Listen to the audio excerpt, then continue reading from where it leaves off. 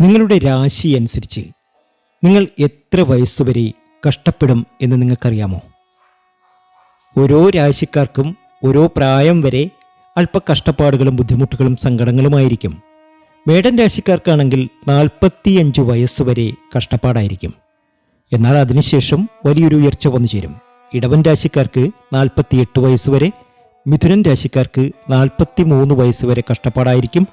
കർക്കിടകൻ രാശിക്കാർക്ക് 35 വയസ്സുവരെ കഷ്ടപ്പാടായിരിക്കും.